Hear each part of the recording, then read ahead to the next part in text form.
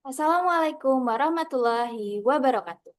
Perkenalkan, saya Nadia Hazmi dengan NIM 2510517120012 dari Proteksi Tanaman.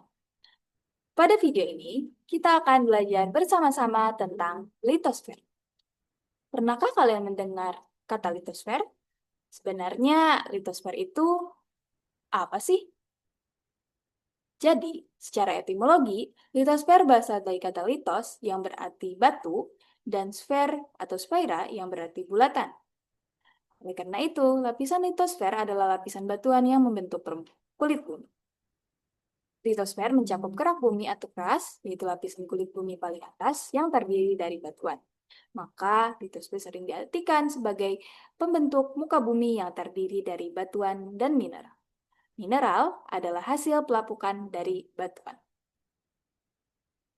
Litosfer terbagi menjadi dua bagian, yaitu lapisan yang terdiri dari unsur silisium dan aluminium atau sial. Lapisan ini adalah lapisan kerak bersifat padat yang punya ketebalan sekitar 35 km. Kedua adalah lapisan simak, terdiri dari silisium dan magnesium, sifatnya elastis dan punya ketebalan sekitar 65 km. Nah, bagaimanakah struktur lapisan litosfer? Ada tiga lapisan utama.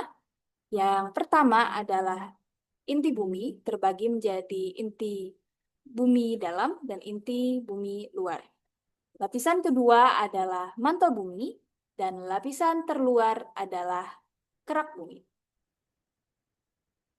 Tadi kita sudah tahu bahwa litosfer itu adalah lapisan yang tersusun dari batuan. Apa saja batuan yang menyusun litosfer? Pertama adalah batuan beku, yang terbentuk dari magma pijar yang membeku dan menjadi padat karena adanya proses pendinginan. Contohnya adalah batuan granit, batuan basalt, dan batuan obsidian. Yang kedua adalah batuan sedimen, terbentuk dari endapan, dari struktur batuan yang mudah lepas dan terbawa air, angin, dan es. Lama-kelamaan, endapan tersebut menumpuk, lalu mengeras membentuk batuan. Contoh batuan jenis ini adalah batu pasir, batu kapur, dan batu serpong.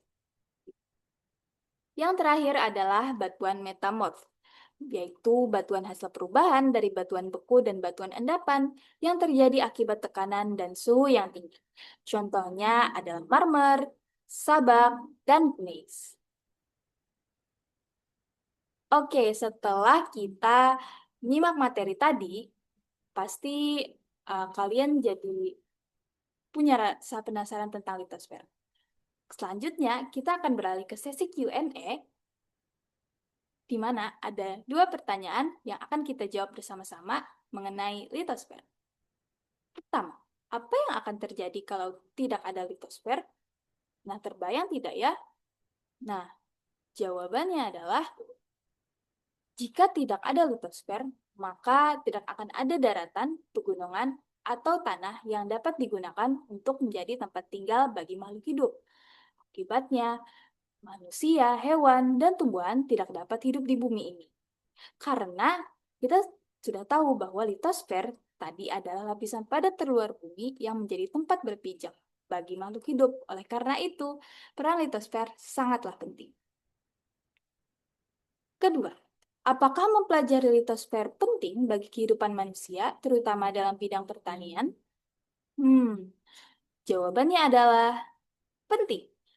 Pengetahuan tentang litosfer penting di bidang pertanian karena litosfer memengaruhi jenis tanah, kandungan unsur hara, dan kemampuan tanah dalam menyimpan air.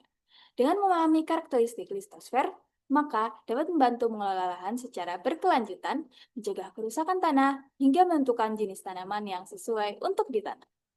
Jadi, mempelajari tentang litosfer ini banyak sekali ya manfaatnya, teman-teman.